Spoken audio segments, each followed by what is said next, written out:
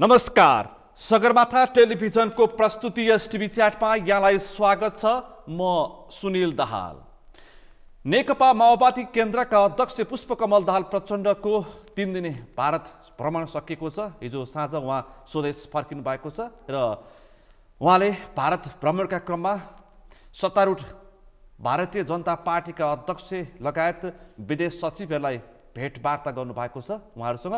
तर भारतीय प्रधानमन्त्री नरेन्द्र भाइ मोदीसँग भने उहाँको भेटवार्ता हुन सकेन। त्यसकारण स्वदेश फर्किँदाखेरि पुष्पकमल दाहाल प्रचण्डले अलिकता अचम्मको सन्देश दिनुभएको छ। यो प्रचण्डको भारत भ्रमणको यो पछिल्लो अवस्थामा यसले दिन खोजेको सन्देश के हो र भारतीय जनता पार्टीले नेपालका कम्युनिस्ट पार्टीहरूसँगको सम्बन्धलाई सुदृढ पार्न खोजेको हो भन्ने खालका विषय प्रसङ्गहरू बाहिर आएका छन्। सँगै नेपालको राजनीतिलाई यसले कस्तो खालको दबाव र प्रभावमा राख्न सक्छ भन्ने विषय पनि बाहिर विश्लेषणको रूपमा आएको छ। सँगै यही बीचमा चिनिया कम्युनिस्ट पार्टीका विदेश विभाग प्रमुख लिउको पनि नेपाल भ्रमण भयो र भ्रमणसँगै लिउले नेपालका वामपन्थीहरूलाई अलि बढी चासोका साथ समय र वार्ता गरेको भन्ने विषय पनि बाहिर छलफलमा आयो र यसको चीनले दिन खोजेको सन्देश के हो र यसले वामपन्थीहरू एक हुन् भन्ने शुभेच्छा त प्रकट गरेन, कूटनीतिक रूपमा भन्ने विषय पनि छलफलको रूपमा आएको छ। र त्यो सँगसँगै एसपीपीको विषय पनि उठान भएको छ। एसपीपीमा नेपाल सहभागी नहुने नेपाल सरकारले स्पष्ट धारणा व्यक्त गरे पनि नेपाल सरकारले यसलाई आधिकारिक रूपमा पत्र पठाउन भने आलटाल गरेको छ र प्रधानमन्त्री देउबा किन अनिच्छुक भए। आज यिनै विषयवस्तुमा हामी केन्द्रित रहेर छलफल गर्दैछौँ। आजको छलफलमा मसँग सहभागी हुनुहुन्छ राजनीतिक विश्लेषक परराष्ट्रका जानकार श्रीकृष्ण अनिरुद्ध गौतम। यहाँलाई स्वागत छ। धन्यवाद। यहाँलाई आराम हुनुहुन्छ? आराम छु। निकै लामो समयपछि वार्ता गर्ने अवसर प्राप्त भयो। हो, त्यस्तै हो। अब सिधा विषय प्रसङ्ग सुरु गरौँ। तपाईँ स्पष्ट बोल्ने वक्ता, राजनीतिमा पनि दखल छ तपाईँको, परराष्ट्र पनि तपाईँको दखल छ। यो मङ्सिरको अब प्रदेश र केन्द्रको निर्वाचन छ। यही बिचमा भारतीय जनता पार्टीका अध्यक्षको निमन्त्रणामा सत्तारूढ दल र वामपन्थीहरूको दोस्रो ठुलो दल नेकपा माओवादी केन्द्रका अध्यक्ष पुष्पकमल दाहाल प्रचण्डले हिजो भारत भ्रमण सकेर फर्किनुभयो। यो भारत भ्रमण, पछिल्लो दाहालको भारत भ्रमणको सन्देश के हो? म छलफल यहीँबाट सुरु गर्छु। सन्देश केही पनि होइन। केही होइन? केही पनि सन्देश होइन। भारतीय जनता पार्टीले नेपालका राजनैतिक दलका प्रमुखहरूलाई निम्तो दियो, उहाँहरूले निम्तो मान्नुभयो, निम्तो मानेर आउनु। के सन्देश उनीहरू? भारतीय सत्तारूढ दल भारतीय जनता पार्टीका अध्यक्षले आमन्त्रण गर्नुभयो, पुष्पकमल दाहाल प्रचण्ड जानुभयो, छलफल भेटघाट अलि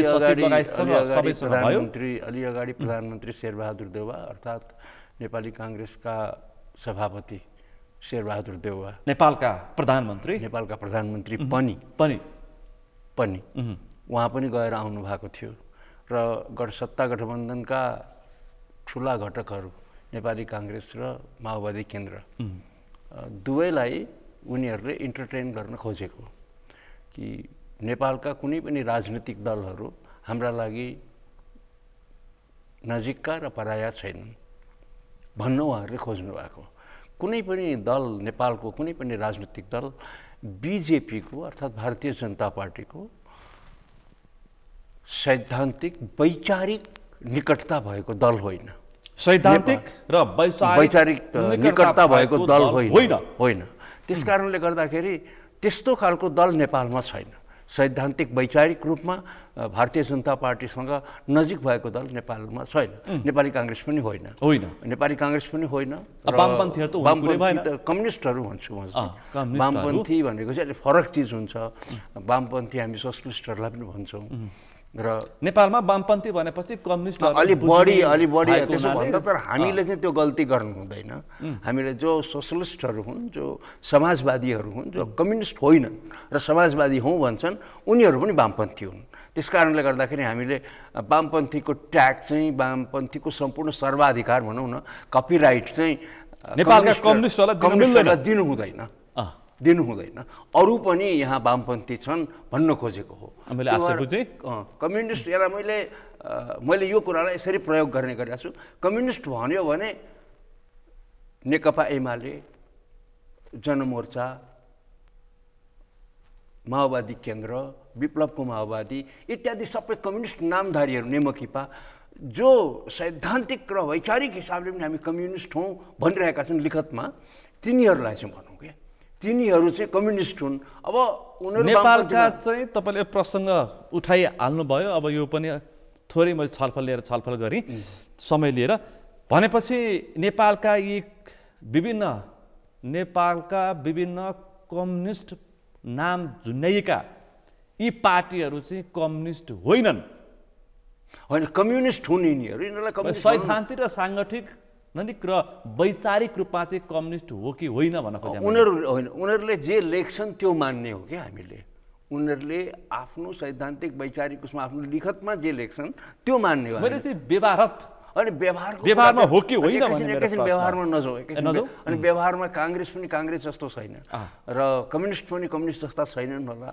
जो अरू किसिमका धारणा भएकाहरू छन् तिनीहरू पनि त्यस्ता छैनन् होला। तर हामी दिल्लीतर्फ लागौँ, हामी दिल्ली नै तर्फ लागौँ। आजको विषय प्रसङ्ग होइन भनेपछि पुष्पकमल दाहाल प्रचण्डको यो भ्रमण सामान्यकृत तपाईँले गर्ने प्रयास गर्नुभयो। यो बिजेपी र नेपालका पार्टीहरू बिचको कुनै पनि सैद्धान्तिक सम्बन्ध छैन, अन्तरङ्ग सम्बन्ध कसैसँग पनि छैन। हेर्नुहोस्, तपाईँलाई एउटा कुरा भन्छु। आज भारतका प्रधानमन्त्री नरेन्द्र दामोदर दास मोदीलाई 20 वर्ष अगाडि अथवा 15 वर्ष अगाडिसम्म नेपालका कुनै पनि राजनीतिक दलका नेताले चिन्दैनथे। गुजरातको एउटा मुख्यमन्त्री भनेर उनीहरूले पर्सनली चिन्ने भन्ने कुरै भएन। एक दुईजना मानिसहरूको जस्तै विनोद चौधरीहरूको आवत जावत हुन्थ्यो होला। तर उनीहरूको त्यहाँ बिजनेस थियो, राजनीतिक व्यक्तिहरूको बिचमा कुनै पनि किसिमको तारतम्य, कुनै पनि किसिमको संवाद थिएन। प्रधानमन्त्री भइसकेपछि, प्रधानमन्त्री हुन्छन् भनिसकेपछि बल्ल यहाँका नेताहरूको अथवा यहाँका राजनीतिक दलहरूको कान ठाडो भएको। नभएदेखि नेपालका राजनीतिक दलहरूले अझ गहिरो कुरा भन्छु म तपाईँलाई, नेपालका राजनीतिक दलहरूले भारतमा राष्ट्रिय स्वयंसेवक सङ्घसँग नाता भएका कुनै पनि व्यक्तिलाई बहिष्कार गर्थे। उनीहरूको नजिक पनि जान चाहँदैथे। आज भारतको सत्तामा भारतीय जनता पार्टी छ, भारतको सत्तामा राष्ट्रिय स्वयंसेवक दल छ, संगठन छ, आरएसएस छ। त्यस कारणले गर्दाखेरि नेपालका नेताहरू साखुल्ले भएका मात्रै हुन्। उनीहरूको कुनै पनि नजदिकी छैन, कुनै पनि किसिमको सान्निध्य छैन, कुनै पनि किसिमको आत्मीयता छैन।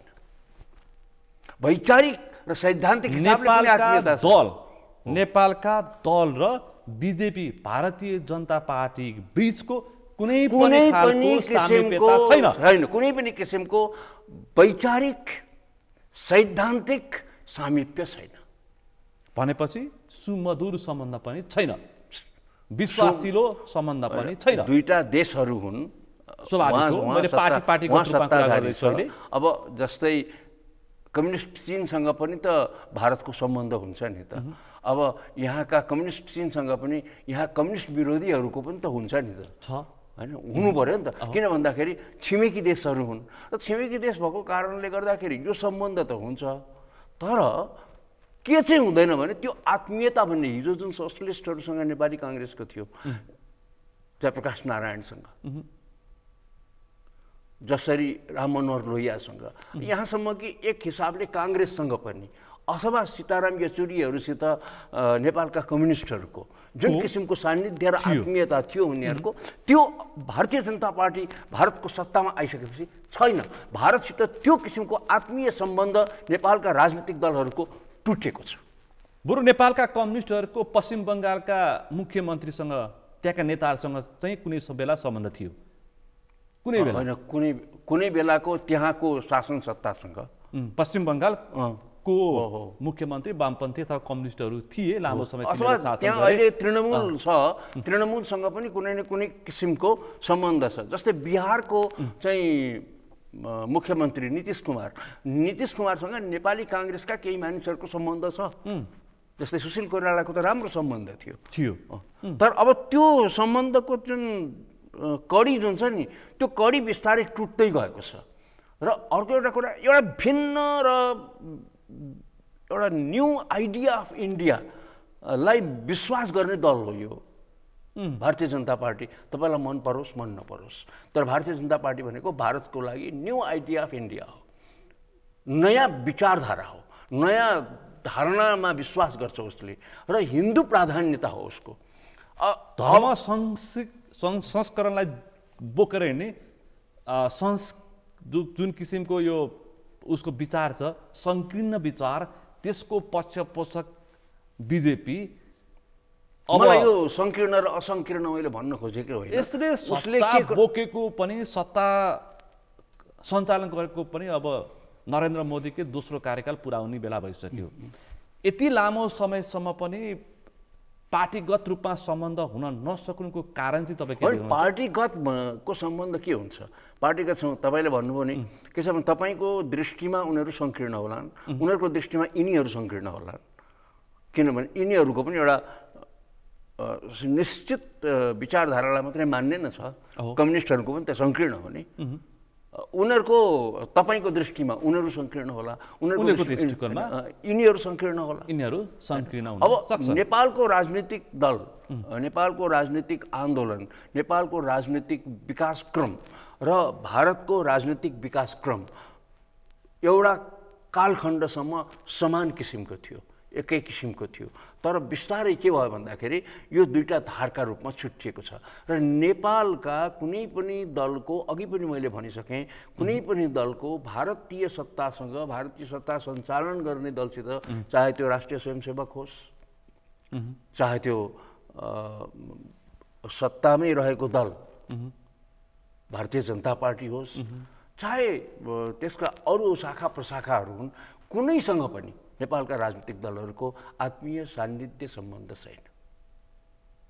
अब औपचारिकताको लागि भइरहेका यी कुराहरू हुन् कि उनीहरूले सबैसँग सम्बन्ध राख्छन्। जस्तो कङ्ग्रेस आइसँग जस्तो किसिमको सम्बन्ध थियो यहाँका दलहरूको, त्यस्तो चाहिँ बिजेपीसँग अहिलेसम्म हुँदैन, त्यस्तो हुँदा पनि हुँदैन। किन हुँदैन? तर राजनाथ सिंहहरू त नेपालका दलहरूसँग निकै नजिक थिए नि त विगतदेखि नै। यसो छ त्यो जो उनीहरू हाम्रो छिमेकी। एकैछिन तपाईँको के छ भने चन्द्रशेखरसित बिपी कोइराला नजिक भए जस्तो हुँदैन नि। चन्द्रशेखरसँग बिपी कोइराला नजिक भए जस्तो त हुँदैन। कोसँग छ त आत्मीयता? कोसँग सँगसँगै पढ्या हुन्, कोसँग सँगसँगै हुर्केका हुन्, कोसँग सँगसँगै चाहिँ तपाईँको थालछाटासाट गरेका हुन् भारतीय नेताहरूसित कोसँग? अहिलेका नेपालका नेताहरू र भारतका अहिलेका नेताहरू कुन चाहिँ युनिभर्सिटीमा सँगसँगै पढ्या हुन्?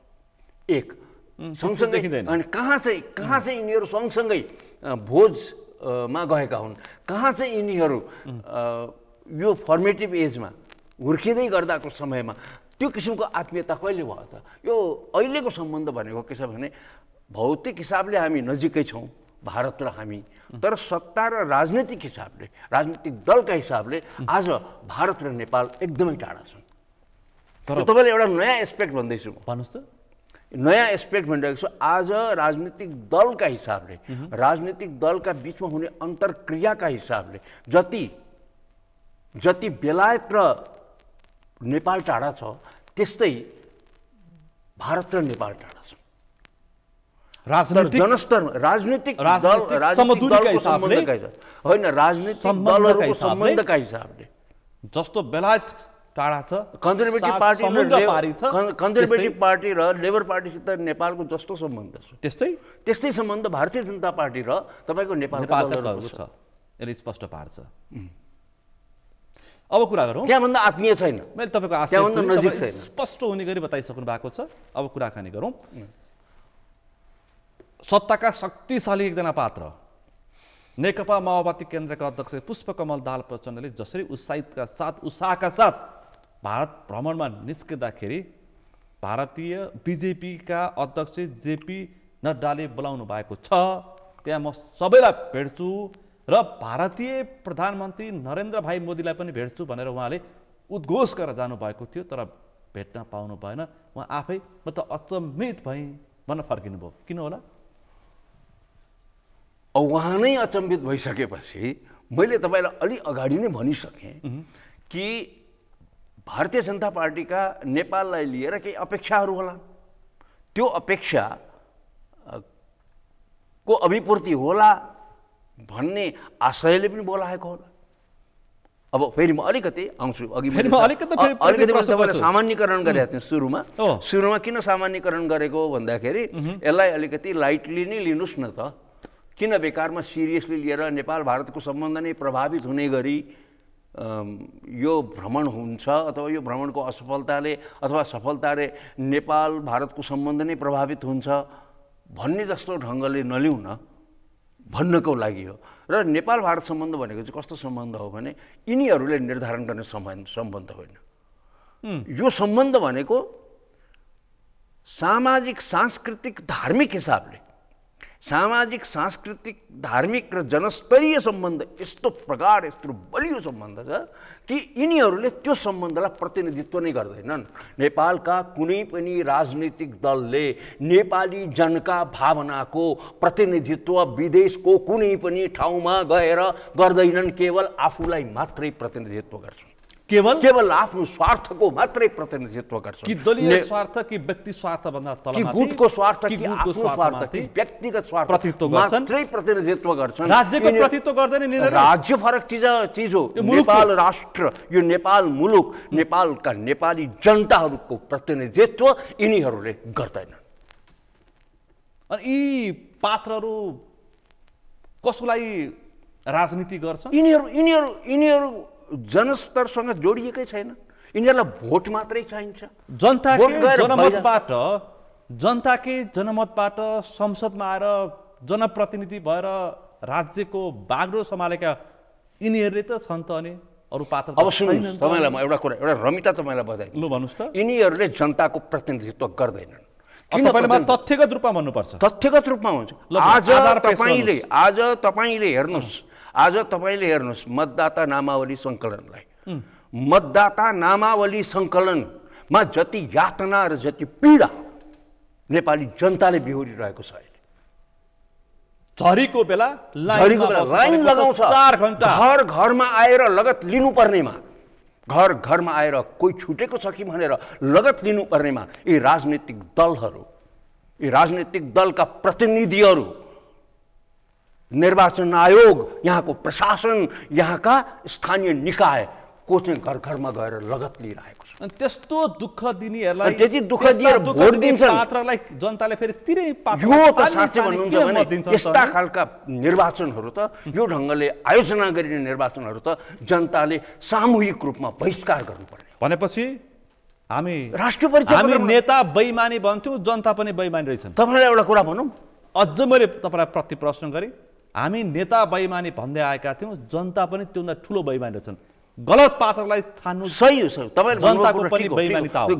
गलत तरिकाले तपाईँको यसरी दुःख दिन्छ मान्छेलाई। तपाईँ राष्ट्रिय परिचय पत्रमा हेर्नुहोस् त, राष्ट्रिय परिचय पत्रको तपाईँको तमासा हेर्नुहोस् त, नाटक हेर्नुहोस् त। एउटा नागरिकता प्रमाणपत्र छ नि त, नागरिकता प्रमाणपत्रसँग सबै कुरा जोड्न सकिन्छ, जसको अहिले बायोमेट्रिक लिएको छैन उनीहरूको सम्पर्क होला, सम्पर्क गरेर उनीहरूलाई ल आउनुहोस् नागरिकताको प्रमाणपत्रलाई नै अध्यावधिक गरौँ, यसैलाई डिजिटलाइज गरौँ भन्न सकिन्छ। अर्कै एउटा चाहिँ व्यवस्था खडा गरेर कहाँबाट फन्ड ल्याएर राष्ट्रिय परिचय पत्र बनाएर त्यसलाई फेरि ई पासपोर्ट लिनको लागि मेन्डेटरी बनाएको छ। अनि यस्तो पनि राज्य हुन्छ भनेको? यसरी पनि राज्य सञ्चालन हुन्छ? जनताको यति धेरै अपमान गरेर पनि राज्य हुन्छ? अनि यिनीहरूले प्रतिनिधित्व गर्छन्। अनि तिनै पात्रलाई तपाईँ हामी बोकेर हिँड्छौँ, अनि तिनै पात्रहरूलाई तपाईँ हामी बोकेर हिँड्छौँ। 1 साल होइन, 2 साल होइन कि 3 दशक एउटै व्यक्ति यो देशको 5 पटक प्रधानमन्त्री यो किन पार्टीको अध्यक्ष 25 वर्ष भइसके त्यही व्यक्ति सत्ताको नेतृत्व गर्छ त्यही व्यक्तिलाई यो आक्रोश म किन व्यक्त गरिरहेको छु भने यो मेरो निजी आक्रोश होइन तपाईले सामान्य नागरिकको प्रतिनिधित्व पीडा तपाईले बोल्नु भएको हो तपाईले अवसर प्राप्त गर्नुहुन्छ त्यसकारण तपाईलाई बोल्ने ठाउँ रहन्छ तर ती नागरिकलाई नरहन पनि सक्छ छैन पनि अब हामी त्यो विषयमा तपाईसँग कुनै दिन यो समसामयिक जनताको विषयमा पनि बोल्नुपर्छ तपाई बोल्दै आउनु अनि मैले तपाईलाई किन यतातिर डाइभर्ट गरेको भन्नुहुन्छ भने भारतसित गएर के भयो त भन्ने कुरा यो गौण कुरा भयो क्या अथवा कहीँ विदेशमा गएर यिनीहरूले के गर्छन् भन्ने कुरा गौण कुरा भयो यिनीहरू जान्छन् 5 स्टार किन त होइन जान्छन् 5 स्टारमा बस्छन् आउँछन् अब तपाईँको के को लागि जान्छन् के को लागि गर्छन् नेपाललाई कहाँ प्रतिनिधित्व गर्छन् के छ यिनीहरूको काम थाहा छैन कि ल पुष्पकमल दाहालले प्रचण्डले 1950 को सन्धि पुनर्विचार गर्नुपर्छ भनेर प्रस्ताव राख्नुभयो त्यसकारण नरेन्द्र भाइ मोदीले भेटवार्ता दिनुपर्छ ओके ल तपाईले अब डाइभर्ट गर्नु भयो हैन ठीक छ म तपाईलाई भन्छु अब पहिला यिनीहरूले एउटा कुरा बुझेको छ कि छैन सन्धिको पुनरावलोकन भन्ने कुरा यिनीहरूले बुझेको छ कि छैन सन्धि एउटा मितिमा भएको हुन्छ 31 डिसेम्बर 31 जुलाई 1950 मा भएको सन्धि हो सही हो डेट ठीक छ 1950 हुन्छ हामी चाहिँ 1950 को जुलाई 31 मा भएको हुन्छ जुलाई 31 मा म भएको हुनुपर्छ तपाईले चेक गर्न सक्नुहुन्छ मैले केही गलत हुन सक्छु तर मैले तर के छ भने 1950 को सन्धि भन्छ हो 1950 को सन्धि 1950 को सन्धि त्यो सन्धि भइसकेपछि सन्धिकर्ताहरूलाई विशेष गरेर नेपाल पक्षलाई के कुरा चित्त बुझेन सन्धि भइसकेपछि र लेटर अफ एक्सचेन्ज भयो पत्राचार भयो त्यो पत्राचारलाई भारतले स्वीकार गर्यो उसले पनि पत्रको जवाफ पठायो त्यो सन्धिको अङ्ग भयो के त्यसलाई सन्धिको अङ्ग बनाइन्छ पत्राचार भइसकेपछि त्यो पत्राचार अर्को पक्षले पनि स्वीकार गरिसकेपछि र त्यसलाई पनि रिप्लाई दिइसकेपछि त्यसको जवाब दिइसकेपछि त्यो सन्धिको अङ्ग हुन्छ संशोधन भनेको त्यही हो कि कुनै पनि सन्धिको संशोधन भनेको के हो भन्दाखेरि फेरि धारै संशोधन हुँदैन सन्धि त गरियो तर पत्राचार गरिसकेपछि ढुङ्गामा लेखेको शिलालेख जस्तै हो तर कुरा के छ भन्नुहुन्छ भने यदि त्यो सन्धि चित्त बुझेको छैन भने सन्धिको रिप्लेसमेन्ट हुन्छ प्रतिस्थापन हुन्छ नयाँ मितिमा त्यो पुनरावलोकन हुँदैन क्या सन्धि सधैँ बुझेका रहेनछन् है नेपालका नेताहरूले तपाईँ चाहिँ के भन्नुहुन्छ अलिक फरक भाषा प्रयोग गर्नुहुन्छ प्रतिस्थापन हुन्छ नयाँ सन्धि गरिन्छ पुनरावलोकन हुन सक्दैन पुरानो तपाईँको इतिहासमा जान्छ सन्धिलाई समाप्त पार्न सकिँदैन सन्धि भइगयो नि भइसक्यो अब एकैछिन यहाँ सुगौली सन्धि भनेर बस्छौँ एकैछिन होइन सुगौली सन्धि भनेर तर सुगौली सन्धि चाहिँ 1950 को सन्धिको धारा 8 ले पूर्ववर्ती सम्पूर्ण सन्धिहरूलाई खारेज गरेको छ 1950 को सन्धिको धारा 8 ले पूर्ववर्ती सन्धिहरूको ब्रिटिस सरकारसित गरेका ब्रिटिस इस्ट इन्डिया कम्पनीसित गरेका सम्पूर्ण सन्धिहरूलाई खारेज गरेको छ जसमा सुगौली सन्धि पनि पर्छ तर अब सुगौली सन्धि त सीमाना सन्धि हो अब सुगौली सन्धि छोड्न मिलेको छैन किन छोड्न मिलेको छैन भन्दाखेरि सीमाना त त्यसैले निर्धारण गर्छ सुगौली सन्धि र 1815-16 को किनभने नेपालले स्वीकार गरेको 1816 मा उनीहरूले सन्धि गरेको 1815 मा त्यो भएर उनीहरूले 1815 लेख्छन् हामी 1816 लेख्छौँ सन् 1816 किन भन्दाखेरि हामीले स्वीकार गरेको चाहिँ 1816 मा हो यो डिटेलमा तपाईँ जान्नुहुन्छ भने तर सन् 1950 को सन्धिको धारा 8 ले के गर्छ भने दुवै सन्धि सम्पूर्ण सन्धिहरूलाई ब्रिटिस सरकारसित गरेका सम्पूर्ण सन्धिहरूलाई रद्द गर्छ निरस्त गर्छ खारेज गर्छ तर अब त्यसो भने सीमाना कहाँ छ त किन सीमाना सन्धि 1860 को 1860 मा 1860 जङ्गबहादुरलाई बाँके बर्दिया कैलाली कञ्चनपुर दिएको पनि ब्रिटिसले एउटा पत्रद्वारा दिएको छ एउटा पत्रद्वारा दिएको छ। अब अर्को एउटा कुरा के छ भन्दाखेरि यो समस्त लौल्यान्डहरू चाहिँ सुगौली सन्धिमा उता पारेको भनिएको छ।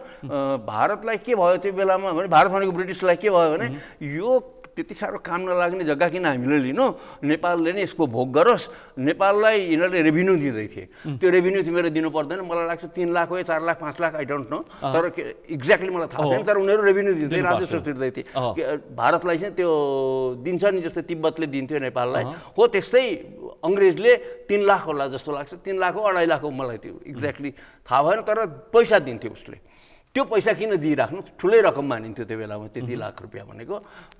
बरु नेपालले नै भोग गरोस् भनेर त्यतिकै कागज अनि भूभागै त्यतिकै छोडिदियो त्यतिकै छोडिदिएको छ। त्यो बाँकेबर्दिया कैलाली कञ्चनपुर चाहिँ नि त्यो बेलामा लेखेरै दिएको छ। हामीलाई सघाएको हुँदा, राम्रो गरेको हुँदा, त्यो विशेष गरेर सिपाही विद्रोह 1857मा जुन भारतमा भएको विद्रोह छ, उनीहरू यसलाई प्रथम स्वतन्त्रता सङ्ग्राम भन्छन्। प्रथम स्वतन्त्रता सङ्ग्राममा नेपालले स्वतन्त्रता सङ्ग्रामीहरूलाई पक्ष दर्ता नगरेर अङ्ग्रेजको पक्ष दर्ता लिएको हुँदा अङ्ग्रेजहरू खुसी भएर बाँकेबर्दिया कैलाली कञ्चनपुर नेपाललाई फर्काएको।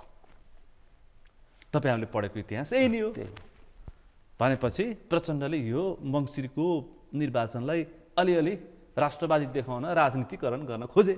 अब उनीहरूले मैले भने पुनरावलोकनको कुरा गर्दा राजनीतिक भाषामा हामी शब्द गर्ने हो भने सही ढङ्गले अगाडि बढौँ न त। अनि तपाईँले राजनीतिक दलका नेतालाई बुझाउने प्रयास गर्दै हुन्छ। यहाँ बुझ्ने भन्दा पनि धेरै अबुझहरू छन्, धेरै बुझा जस्तो गर्छ। बुझाउने भन्दा पनि जनताले बुझ्ने तपाईँ एकजनाले बुझ्नुभयो अथवा जनताले बुझे, दुनियाँले बुझे, सरकार राख्नेहरूले भने त्यसैबाट दबाब सिर्जना हुने न हो। 3 करोड नेपाली जनताले यसपालि के त्यो साम्पाङलाई जिताउन खोजेको थिए र दलहरूले थिएन नि त, पत्तै पाएको थिएन नि। अनि यहाँ बालनलाई जिताउन खोजेको थियो, पत्तै पाएको थिएनन्, पत्तै पाएका थिएन। त्यस्तै गरी मनोजलाई जिताउन खोजेको थियो र जनकपुरमा, त्यसै गरी गोपीलाई जिताउन खोजेको थियो र धनगढीमा थिएन। त्यस्ता थुप्रै मानिसहरू जितेर आएका छन्, जसले गर्दाखेरि चाहिँ जनता सही रूपमा इन्फर्म भए र यिनीहरूको बुलबुलैयामा जनता परेनन्। त्यो कारणले गर्दाखेरि यिनीहरूले सोचे भन्दा मत परिणाम फरक भयो। त्यही भएर हाम्रो अलि हामी अलि पर पुग्यौँ। मैले भन्न खोजेको 1950 को सन्धि र इपिजीको विषय उठान गरिसकेपछि नरेन्द्र मोदीले प्रचण्डलाई भेटवार्ता गर्न चाहेनन्, अनिच्छुक देखिए भन्दाखेरि म गलत हुन्छु? त्यो तपाईँले त्यसरी हेरेको हुनसक्छ, तर म चाहिँ के छ भन्दाखेरि कसरी हेर्छु भने त्यो शब्दावली नै जब गलत तपाईँ लिएर जानुहुन्छ भने, तपाईँ साँच्चै गर्नै चाहनुहुन्छ भने त्यसको गर्ने तरिका फरक छ। गर्ने तरिका सम्बन्ध एउटा सांस्कृतिक कार्यक्रममा बोलेर मात्र यो सम्भावना छैन। यो मात्र देखाउने कुरा हो। जस्तै इपिजी चाहिँ तपाईँको इमिनेन्ट पर्सन्स ग्रुप बनाउँदाखेरि नेपालले सम्पूर्ण प्रतिनिधित्वको ख्याल गर्यो कि गरेन? विशेष गरेर भारतसितको सम्बन्धको पुनरावलोकन नै गर्ने भइसकेपछि इपिजीले त सम्बन्धको पुनरावलोकन गर्दै थियो।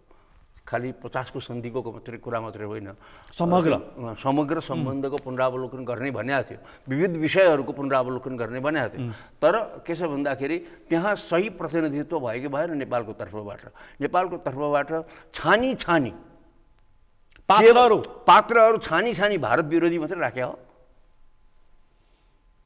कतै त्यो रिजर्भेसन त होइन इन्डियाको। तपाईँ त्यसो भन्नुहुन्छ पत्रको ड्राफ्ट हुँदै भारतीय दूतावासमा पत्र पठाउने त्यहीँभित्रका पात्रहरू देखा परे, अनि इन्डिया विरोधी मात्रै त कहाँ छन् र? त्यहाँ पनि पत्र ड्राफ्ट बन्दै त्यहीँभित्रका सदस्य पात्रले भारतीय दूतावासमा यो ड्राफ्ट पत्र पठाइदिए। त्यस्ता समय समाचार सार्वजनिक भयो भन्दाखेरि भारतको पक्षबाट कस्तो किसिमको प्रतिनिधित्व भएको छ म तपाईँलाई भन्छु। भारतको पक्षधर्ता लिएको पनि होइन मैले, प्रतिनिधित्व गर्दा उनीहरूले बडो ख्याल गरेर गरेका छ। हेर्नुहोस् उताबाट महेन्द्र पी लामालाई पठाएको नेपाली मुलका, नेपाल बुझेका नेपालको बारेमा त्यत्तिकै हामी जत्तिकै राम्रो जानकारी राख्ने, हामी सबै भाषा शब्द प्रयोग गर्न सक्ने, नेपाली भाषा प्रयोग गर्न सक्ने, उसलाई छाने विद्वान, जवाहरलाल नेहरू युनिभर्सिटीको प्राध्यापक, त्यसै गरी सिक्किम युनिभर्सिटीको संस्थापक र एक प्रकार यो नेसनल सेक्युरिटी एउटा एडभाइजरीमा पनि भारत सरकारका सल्लाहकार पनि भएका मान्छे, त्यो सल्लाहकार मण्डलमा बसेका मान्छे सदस्य हुने। त्यस कारणले गर्दाखेरि के भने उनीहरूले त्यो छाने विषय उप्रेती राजस्थान युनिभर्सिटीमा पढाउने र नेपाल भारत सम्बन्धमा राम्ररी काम गरेका नेपाली मूलका होइनन् तर उत्तराखण्डका विषय उप्रेती तर नेपाल बुझेका त्यसै गरी नेपालमा राजदूत भएर आएका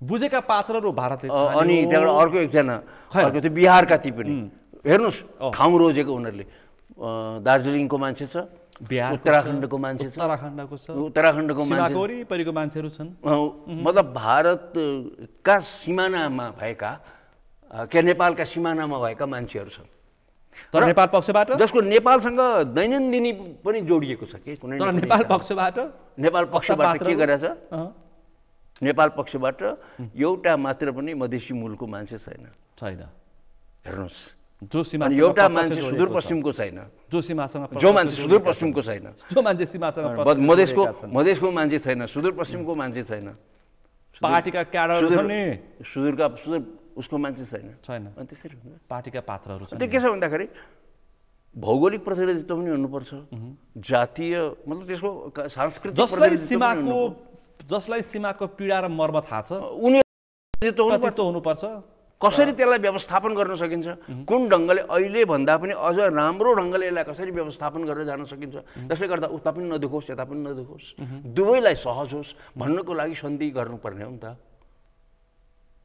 हैन हो सम्बन्ध अब अप्ठ्यारो पार्नका लागि छ दूरदर्शिता पर हेर्ने तरिका त्यो भएर मैले एकजना नेपालका नेतालाई भनेको थिएँ लामो उहाँसँग झन्डै 3 घण्टा कुरा हुँदाखेरि मैले के भनेको थिएँ भने तपाईहरूको शब्दावली गलत छ जसले गर्दाखेरि माधव कुमार नेपाललाई हजुर माधव कुमार नेपाललाई भने हैन तपाईले माधव कुमार नेपाललाई पनि भने प्रचण्डलाई पनि भनेको छु भन्न त तपाईले कसलाई बाँकी राखेको छु सबैलाई भन्नुभयो तर सविस्तार कुरा गरेको छु मैले सविस्तार कुरा गर्दाखेरि मैले के भनेको छु भने सम्बन्धको पुनरावलोकन गरौँ सम्बन्धमाथि पुनरावलोकन गरौँ यो कुरा भारतलाई पनि अस्वीकार्य हुँदैन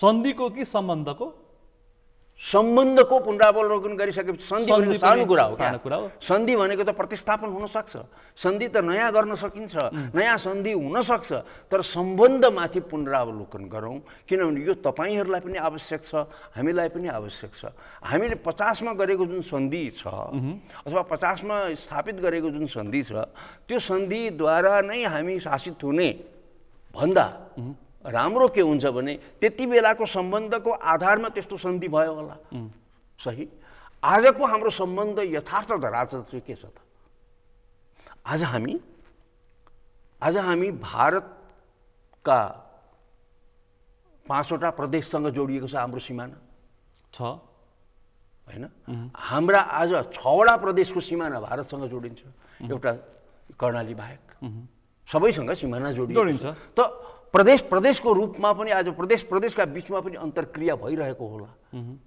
त्यो अन्तर्क्रियालाई कसरी व्यवस्थित गर्ने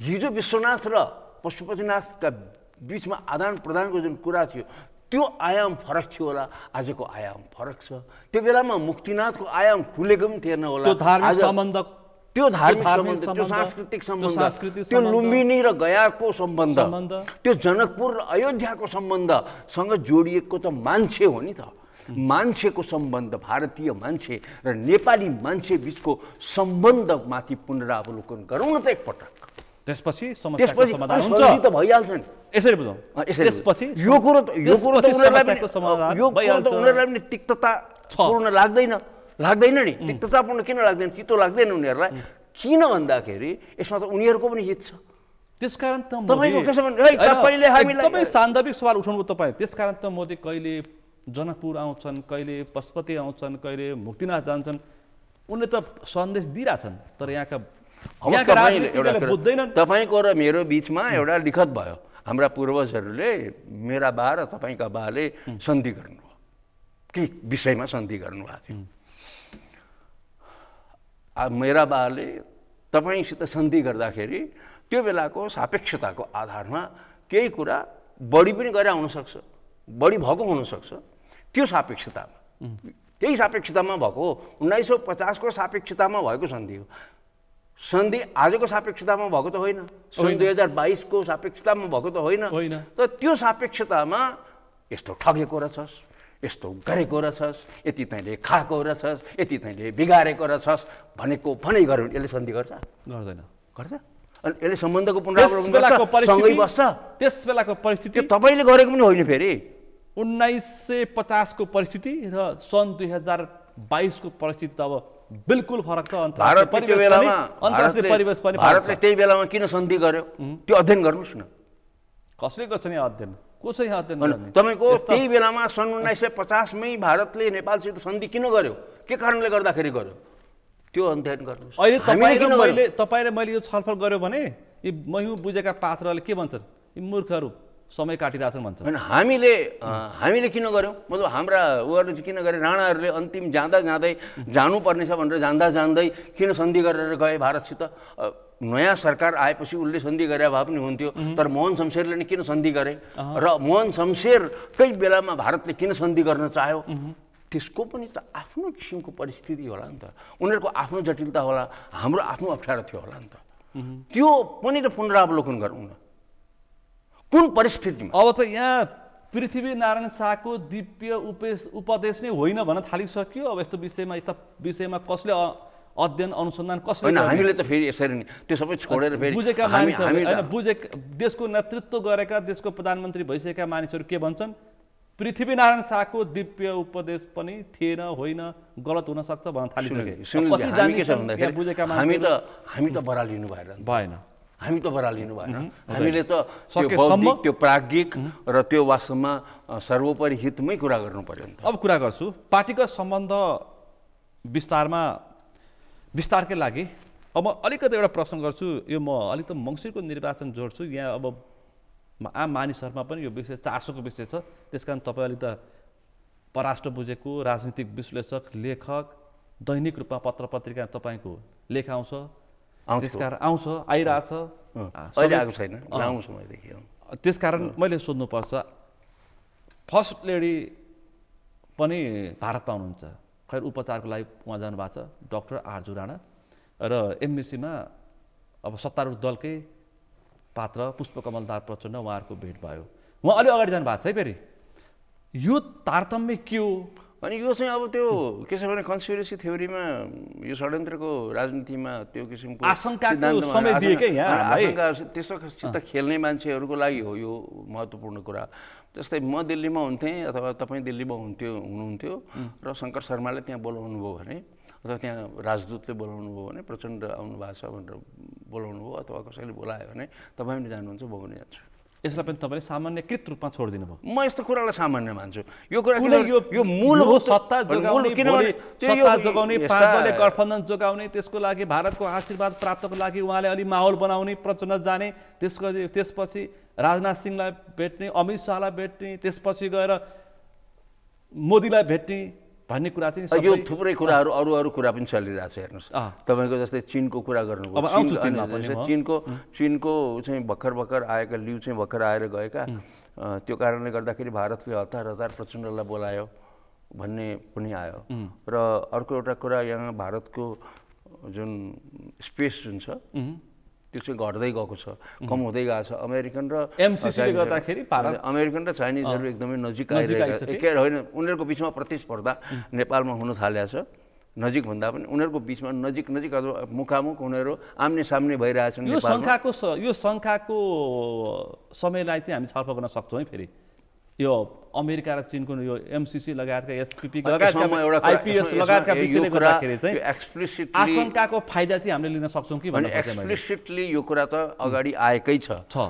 चीन अमेरिकाको नेपालमा संलग्नतालाई लिएर सशङ्कित छ, उसले त बोलि नै राखेको छ, परराष्ट्र प्रवक्ताले त्यहाँबाट बोलिराखेका छन्। हप्ताको 2 दिन स्टेटमेन्ट दिन्छन्। होइन, उनीहरूको त के छ भन्दाखेरि प्रकटै भइरहेको छ।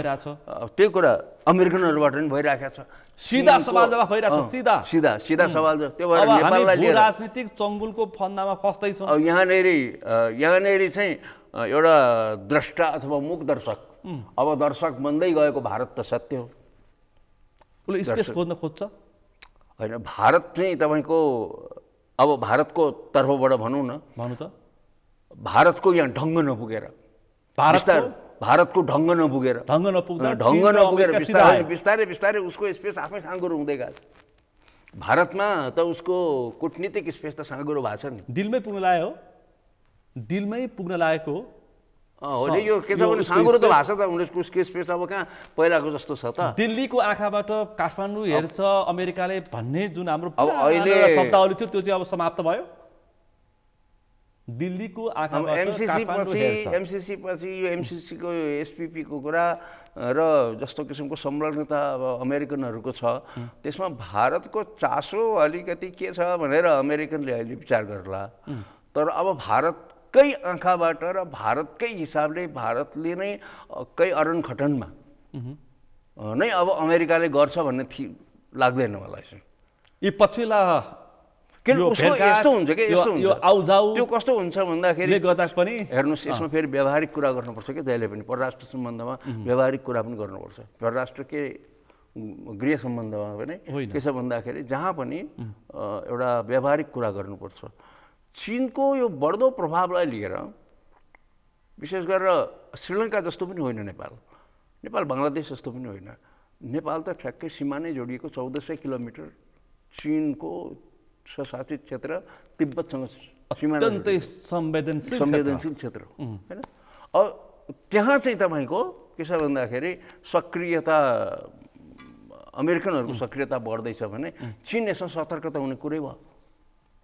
एक अब अमेरिकनलाई पनि के हुने हो भन्दाखेरि अमेरिकनलाई पनि चीन आफ्नो सरहद पार यता आउँदैछ र भौगोलिक सरहद नै पार गरेर दक्षिण एसियाभित्रै पस्दैछ चीन भनेको एकदमै भारतको बोर्डरमै आइसकेको छ। चीन भारतको बोर्डरसँग अत्यन्तै घनिष्ठ छ, पाकिस्तानसँग उत्तिकै मित्रवर्ष, उसको लगानी पाकिस्तानमा अथाह छ। अब श्रीलङ्कामा त चीनकै पैसा तिर्न नसकेर, ऋण तिर्न नसकेर अब आर्थिक सङ्कटमा श्रीलङ्का फस्यो। उतातिर बङ्गलादेशसँग पनि सम्बन्ध राम्रै छ।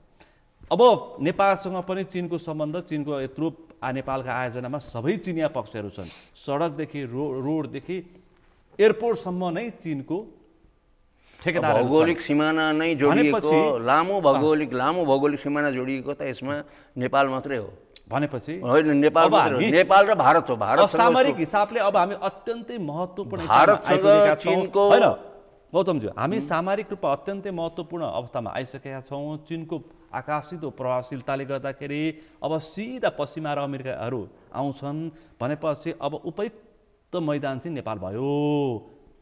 त्यति साह्रो डर पनि नदेखाउनुहोस् न। के छ भन्दाखेरि त्यति साह्रो आइसक्यो, तर के छ भन्दाखेरि यो एउटा महत्त्वपूर्ण रणनीतिक क्षेत्रको रूपमा विकसित भयो। पहिला चीन त्यति शक्तिशाली नहुँदा र भारत पनि प्रभावकारी नहुँदा के थियो भने हुन त नेपाल यही थियो, अमेरिका त्यही नै थियो।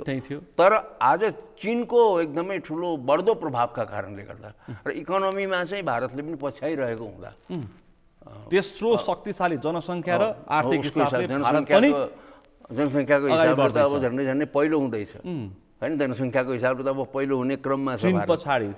अब त चीनलाई पनि उछिन्दैछ जनसङ्ख्याले, उछिन्ने चाहिँ तर्खरमा छ। अनि आर्थिक हिसाबमा पनि बलियो बन्दैछ भनेपछि अब चाहिँ नेपाल, अब यो यति महत्त्वपूर्ण अवस्थामा नेपाल जान अनजान अब एउटा कुरा म भन्छु, अब हामीले यहाँ फाइदा लिनु पर्यो। अब फाइदा र नफाइदाको कुरा भएन, आफ्नो क्षमता वृद्धि गर्नु पर्यो। म त फाइदा मात्रै भन्दिनँ। तपाईँ के छ भने तपाईँमा क्षमता छ भने तपाईँले यो जुन मोबाइल राख्नु भएको छ, यो मोबाइल लेटेस्ट मोबाइल र त्यसमा पनि अत्यन्त पावरफुल र के छ भन्दाखेरि ऱ्याम पनि भएको, मेमोरी पनि एकदम बलियो मेमोरी भएको, मेमोरीको जुन छ त्यो पनि त्यति नै बलियो भएको, त्यति नै सङ्ख्या पनि भएको उपकरण, त्यही किसिमको आधुनिकतम उपकरण चाहियो नि तपाईँलाई। यी नेताबाट यस्तो जटिलतापूर्ण सम्बन्ध सञ्चालन हुन सक्छ। अब आशा नगरौँ। आशा र नआशाको कुरा भने मैले सम्भावना छैन भनिदिनु भयो तपाईँले। तपाईँलाई प्रश्न गरेँ जे कुरामा हामीले जनताप्रति यिनीहरू कति जिम्मेवार छन्, विषयगत रूपमा यिनीहरू कतिको जानकार छन्, त्यो कुरा भने मैले। विषय तपाईँको के छ भने नेपाल भारत सम्बन्धको बारेमा विषयगत हिसाबमा उनीहरू कतिको जानकार छन्, यो कुरा प्रष्ट भइसक्यो। अब जनतालाई कसरी हेरेका छन्, जनतालाई कुन ढङ्गले हेर्छन् भनेको त त्यो के छ भन्दाखेरि निर्वाचन कार्यालयमा गएर हेरे हुन्छ। अब राष्ट्रिय परिचय पत्र लिने लाइनमा हेरे हुन्छ। त्यो तपाईँको त्यो उसलाई जनतालाई कसरी हेर्छन् भन्ने कुरा त्यो यातायातमा चाहिँ पैसा बुझाउने ठाउँमा गएर हेरे हुन्छ। यी पात्रहरूलाई यिनीहरूलाई मतलबै छैन। गौतमजी, यी पात्रलाई तपाईँ हामीले फ्यालिदिन सक्नु पर्यो नि त। यिनीहरूलाई मतलबै छैन, हामी मात्रै चिडेर कहाँ बसेर हुन्छ त भने। अरू कुरा उठाएँ। अब यहाँ यो कुरा एउटा उठाउनै पर्छ। यो नेपालका लागि प्रस्तावित राजदूत अमेरिकाका डिन थम्पसनले उनले के भने भन्दाखेरि चाहिँ संसदीय सुनाइमा यो मिलेनियम च्यालेन्ज कर्पोरेसन MCC चाहिँ चीनको अवरोधका बीच पनि अमेरिकाले पास गरेर छाड्यो। त्यो ठुलो उपलब्धि हो, म 100% कार्यान्वयन गर्छु भनेर चाहिँ संसदीय सुनाइमा बोलेपछि डिनले लगत्तै चीनले त्यसको प्रतिक्रिया दिइहाल्यो। अनि यसो छ। अब तपाईँको कूटनीतिक म यो कुरा किन कहाँ सम्झाउँछु भन्दाखेरि केही वर्ष अगाडि नेपालको भ्रमणमा आउनुभएका चिनिया राष्ट्रपति सी जिनपिङले एउटा कार्यक्रममा नेपालको माटोमा बसेर उत्तरमा हेरेर तलमाथि गर्ने आँखा कड्के आँखा लगाइदियो भने म झिकेर फालिदिन्छु भन्ने आशा व्यक्त गरेको यहाँका नेताले त बुझेनन्। अब देखिँदैछ। तपाईँलाई कस्तो लाग्छ? यो त यो एक्सप्लिसिटली यो कुरा प्रष्ट देखिएको कुरा छ। र म के भन्दैछु भने फेरि हामीले कसको क्षमताको कुरा गर्ने त? कहाँ कुन मुलुकमाथि सरोकार राखेर कुन मुलुकको विषयलाई लिएर आज अमेरिका र चीनका बिचमा त ताइवानको विषयलाई लिएर पनि छ, अमेरिकालाई चीनलाई त साउथ चाइना सीलाई लिएर पनि छ। तर कन्सर्न चाहिँ अब हाम्रो कन्सर्नको कुरा हो। हाम्रो मुलुकमाथि यो ढङ्गको चाहिँ क्लेम दुई थरीले गरिराखेका छन्, प्रतिस्पर्धीले गरिरहेका छन् भने कुनै बेलामा अफगानिस्तानलाई हेर्ने जुन नजरिया जुन छ त्यस्तै नजरिया आज नेपाललाई हेर्ने नजरिया भइरहेको छ। भनेदेखि चाहिँ के छ भने हामी सतर्क र सचेत त हुनु पर्यो। अफगानिस्तानको जस्तो नेतृत्व भयो भने त बर्बाद हुन्छौँ हामी, त सिद्धिन्छौँ। अनि सिद्धिन्छौँ हामी, त विकल्प छैन हैन। अब अमेरिकाले स्थापित गरेका अमेरिकन टुलहरू, अमेरिकन उपकरण, हमिद कारजाईहरू जस्ता भएर पनि नहुँदो रहेछ।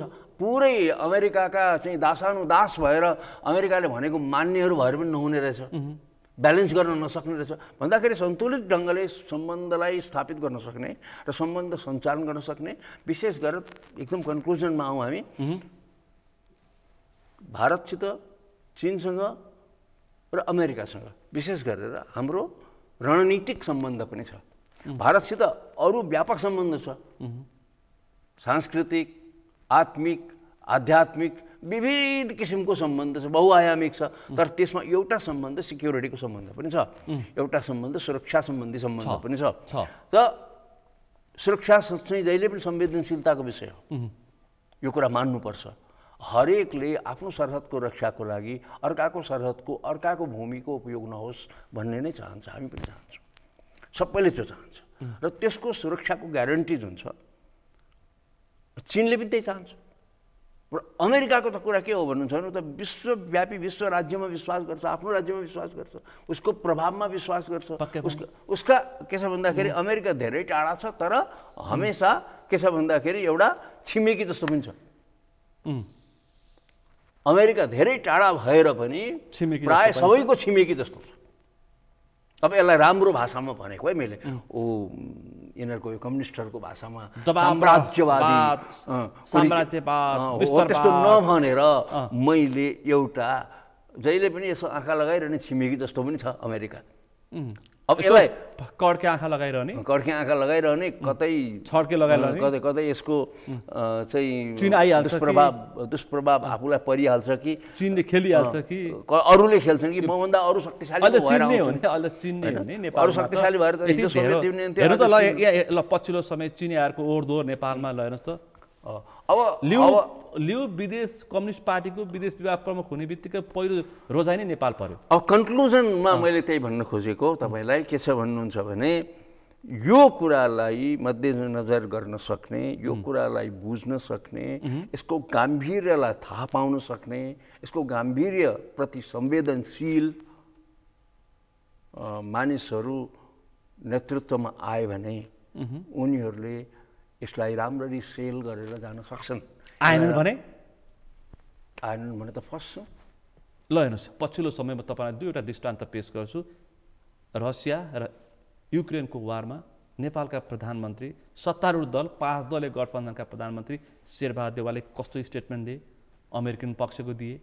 अब यो एसपिपी जो सैन्य गठबन्धन नेपालको परराष्ट्र नीतिले मान्दैन, के भन्छन्, उनी पत्र पठाउन आनाकाना गरेर बसिरहेछन्।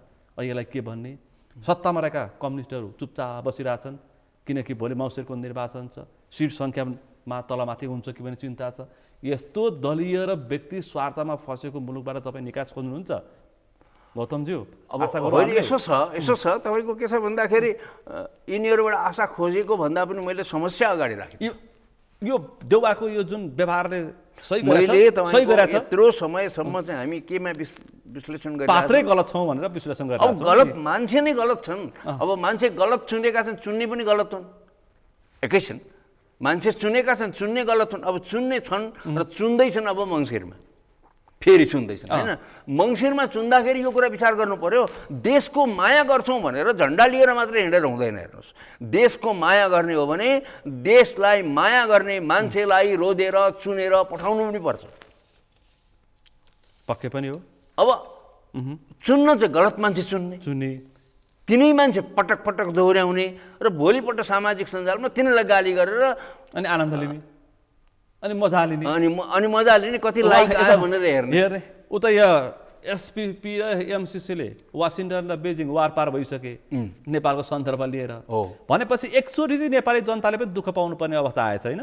एकचोटि चाहिँ नेपाली जनताले पनि राम्रै दुःख पाउनु पर्यो। यस्तो समस्या चेत खुलाउनु पर्यो कि नेपाली जनतालाई। समस्या के रहेछ भन्नुहुन्छ भने यो कहिलेकाहीँ दुःख त पाउनै पर्ने हो, पाउनै पर्ने दुःख हो। किन हो कहिले पनि परनिर्भर के अरे यो हामी भन्छौँ नि, कसैको दासत्व हुन परेन भन्ने हामी गर्व गर्छौँ नि। यो गर्व चाहिँ एकचोटि तोडिनु पर्ने अवस्था आयो नेपाली जनतालाई चेत खुलाउन। अब के छ भन्दाखेरि के छ, तपाईँले बडो इन्ट्रेस्टिङ कुरा गर्नुभयो। यो कस्तो छ भन्नुहुन्छ भने त्यहाँ पुग्नै दिँदैन हामीलाई। हामीलाई के छ भन्दाखेरि जुन अन्तिम अवस्थासम्म पुगेर फेरि उठ्छ नि, त्यहाँ पुग्नै दिँदैन हामीलाई। हामीलाई न 46 सालमा त्यहाँ पुग्न दिए, हामीलाई न 62-63 त्यहाँ पुग्न दिए। हामीले जब व्यवस्था पुरै परिवर्तन गर्छौँ भन्ने हो भने त हामीले हिजोका अपराध कर्म गर्नेहरूलाई, जुन राज्य सञ्चालन गर्दाखेरि आर्थिक अपचलन गर्नेहरू, कुशासन गर्नेहरूलाई त बहिष्कार गर्नुपर्ने हो नि। सम्मान गर्छौँ। अब लोकेन्द्रबहादुर चन्दलाई, तपाईँको सूर्यबहादुर थापालाई, के छ कमल थापालाई त अहिलेसम्म बोकिरहेछ। यो सिस्टमले कमल थापालाई बोक्नुपर्ने हो र? व्यक्तिगत द्वेषको कुरा गरेँ मैले, तर यो सिस्टम नमान्ने मान्छे हो नि त ऊ त। संवैधानिक राष्ट्र संस्था यो सिस्टम, यो पद्धति कुन मुखले यो पद्धतिमा आएको हो? यो पद्धतिमा ऊ विश्वासै नगर्ने मान्छे, दमन गर्छु भन्ने मान्छे, त्यही सत्तामा गयो, यिनीहरूलाई गोली ठोक भन्ने मान्छे हो नि त ऊ त। सिंहदरबारमा बसेर आदेश दिने व्यक्ति आज तिनै पात्र, यिनीहरूले लिन्छन्। त्यसलाई लगेर तपाईँको के छ भने राजनीतिबाट बहिष्कार गर्नुपर्ने, बाहिर गर्नुपर्ने, अब तिनीहरूले बोकेर हिँड्छन्। यो मूर्ख जनता कि पद्धतिगत हिसाबले त बहिष्कार कसैको पनि कुनै व्यक्तिको गर्नु हुँदैन, तर दलहरूले त गर्नुपर्छ नि। दलहरूले त बुझ्नुपर्छ नि यो कुरा, कुन मान्छेलाई प्रमोट गर्ने, कुन मान्छेलाई प्रमोट नगर्ने भन्ने कुरा बुझ्नुपर्छ नि त। तर तिनीहरूलाई प्रमोट गरेर बसिरहेछ भनेपछि अब यो हामीले चाहिँ आन्तरिक द्वन्द्व अन्तिम समयमा आएर तपाईँलाई भने जस्तै व्यवस्थापन गर्दै आएका थियौँ। अब यो अन्तर्राष्ट्रिय द्वन्द्वको फन्दामा अब हामी क्लाइमेक्समा छौँ। अब एउटा यस्तो हुन पनि सक्छ, क्लाइमेक्समा छौँ, अब हामी आइसकेका छौँ। त्यसपछि अब हामी हिजो कस्तो थियो भन्नुहुन्छ भने हिजो एउटा प्लेयर चाहिँ ठुलो प्लेयर इन्डिया थियो नेपाल होइन, यो ठुलो। अब एकैछिनमा व्यावहारिक कुरा भन्छ, सुरक्षाको हिसाबले हाम्रो हिसाब उसले कुनै न कुनै हिसाबले ग्यारेन्टी लिन्थ्यो कि हाम्रो। अब आफू ग्यारेन्टी लिने अवस्थामा छैन। नेपालको सत्ता परिवर्तनमा पनि त्यत्रो ठुलो स्टेक, त्यत्रो ठुलो हात अब भारतको छैन। अब के छ भन्नुहुन्छ भने बिस्तारै बिस्तारै भारत कूटनीतिक हिसाबले पाखा पर्दै गएको छ। खालि उसको कन्सर्न, उसको चासो त्यहाँ पनि त स्वार्थहरूकै खेल त भइरहेको हुन्छ धेरै। त्यस कारणले गर्दाखेरि उनीहरूले नेपाललाई जुन ढङ्गको महत्त्व दिनुपर्थ्यो, जुन स्पेस थियो उनीहरूको कम भएर गएको छ। साँगुरिएको अब चीन र अमेरिका मात्रै मध्यस्थकर्ताको भूमिका भारतले खेल्न जब हामीले मध्यस्थकर्ताको भूमिका परिस्थिति आयो भने स्थिति आयो कति लज्जास्पद कुरा हो यो कति लज्जास्पद कुरा हो। आज भारत मध्यस्थकर्तामा आउने भयो कि होइन तपाईँले भन्नुभयो नि मध्यस्थकर्ता बन्न सक्छ भने अब यही पछिल्लो एसपिसी र एमसिसीले गर्दाखेरि सिधा वार पार वासिङटन डिसी पत्रचार र स्टेटमेन्ट निकालेछ। अब भारत पनि अहिले गौतमज्यू यहाँका पात्रले त अझै पनि बुझेका छैनन्, खुफिया एजेन्सीको पैसा खाएर बसेका छन्। कति भन्नु भन्दा मैले होइन यति मक्ख छन्, जब फन्दा पर्छन् नि थाहा पाउँछन्। अब हास्यास्पद कुरो मजाको कुरो चाहिँ के भन्नुहुन्छ भने भारतको कुरा गरिरहँदा भारतले के चाहन्छ, भारतले यो गर्छ भन्ने कुरा त अब गौण भयो त गौण हो नि। अब त मतलब छैन नि, अब त तपाईँको लन्चरको अर्थ छैन नि छैन। अब उता महाराजगञ्जले के भन्छ र महाराजगञ्जले के भन्छ, बालोटारले के भन्छ। अब कुरा त्यतातिर गयो। अब यिनीहरू त भारतीयहरू त अहिले लुकेर एमसिसी चाहन्छन् भने पनि चाहँदैनन् भने पनि, एसपिपी चाहन्छन् भने पनि चाहँदैनन् भने पनि चाहँदैनन् होला सायद, किनभने एसपिपी त भारतको पनि हितमा त छैन। यसै हेर्दाखेरि नै देखिँदैन। अमेरिकनहरू जब यहाँ चाहिँ सक्रिय रूपमा रणनीतिक हिसाबले यहाँ सक्रिय हुन आउँछन्, सैन्य हिसाबले नै आउँछन् भने त भारतलाई मनपर्ने कुरा त भएन। तर भारत विरोध गर्न सक्दैन त्यसको। अब चीनको मुखबाट हेर्नुपर्छ उसले फेरि अमेरिकालाई हेर्दाखेरि। अब एसपिपी नेपालमा समस्या आइपुग्यो भनेदेखि चीन भारत मिल्न सक्छन्। नेपालमा परेको समस्या दुई देशको अमेरिकनहरूको वर्चस्व बढ्दै गयो भने त्यसको प्रतिकूल असर कुनै न कुनै रूपमा भारतलाई पनि पर्छ। त्यस कारणले गर्दाखेरि कहीँ न कहीँ चीन र भारतको पनि त्यहाँ जस्तो लिपुलेखमा भएन, लिपुलेखमा भयो त। अनि लिपुलेखमा त मिलिरहेछन् हाम्रो भूभागमा उनीहरू व्यापार गर्छ। लिपुलेखमा त कति मान्छेले हामीलाई सोध्दैन भनेपछि अन्तिममा मैले निष्कर्ष निकालेँ, अमेरिकीहरूको जुन दबदबा र यहाँ वर्चस्व भयो भने कुनै पनि बिन्दुमा पुगेर चीन र भारतको मिलन मैले भारतलाई अन्डरमाइन गरेको होइन। भारतको आफ्नो क्षमतामा वृद्धि पनि भएको छ, अन्तर्राष्ट्रिय क्षमता। तर नेपाललाई हेर्दाखेरि अब हामी त नेपाली भएकोले गर्दाखेरि नेपाललाई हेर्छौँ। नेपालमा भारतको जुन भूमिका जुन थियो, अब फिल्म थाहा छ नि तपाईँलाई, फिल्म होइन हिजो हिरो थियो क्या भारत यहाँको, अनि हिरोको रोल खेल्थ्यो क्या, आज सपोर्टिङ एक्टर हो, सहायक पात्र। हस् त गौतमज्यू, निकै विषय प्रसङ्गहरू निकै रोचक छन्। हामीले सामान्यकृत गरेर छलफल गरे पनि विषय प्रसङ्ग अत्यन्तै सामान्य र गम्भीर दुवै गऱ्यौँ, तर अत्यन्तै गम्भीर छ। प्रारम्भ सामान्य। आज हामी यो विषयमा छलफल यसरी गरिरहेको छौँ, कुनै दिन यति गम्भीरताका साथ चिन्ताजनक अवस्थामा पनि छलफल गर्नुपर्ने अवस्था नआउला भन्न सकिँदैन। त्यसकारण नआओस् हामी कामना गरौँ, अपेक्षा गरौँ सक्षमतापूर्वक। तर पहल कदमी तपाईँ हामी बोल्न चाहिँ छोड्नु हुँदैन। आजको संवादमा सहभागिता जनाइदिनु भयो, आभार व्यक्त गर्न चाहन्छु। धन्यवाद। आज हामीले विशेष गरी नेपाल कम्युनिस्ट पार्टी माओवादीका केन्द्रका अध्यक्ष पुष्पकमल दाहाल प्रचण्डको भारत भ्रमण, त्यसै गरी उहाँको भारत भ्रमणका क्रममा भएका भेटघाट, अनि त्यस सँगसँगै चिनिया कम्युनिस्ट पार्टीका विदेश विभाग प्रमुख लिउको नेपाल भ्रमणको विषय प्रसङ्ग जोडेर नेपालको समसामयिक राजनीतिलाई पनि केन्द्रमा राखेर आज हामीले छलफल गऱ्यौँ। आजको छलफलमा मसँग सहभागी हुनुहुन्थ्यो राजनीतिक विश्लेषक परराष्ट्रका जानकार श्रीकृष्ण अनिरुद्ध गौतम हुनुहुन्थ्यो। आजको विषय प्रसङ्ग यति नै। अर्को विषय प्रसङ्ग साथ भोलि एसटिभी च्याटलोनी वाचा गर्दै म सुनिल दाहाल पनि बिदा चाहन्छु। सगरमाथा टेलिभिजन हेर्दै गर्नुहोला। नमस्ते।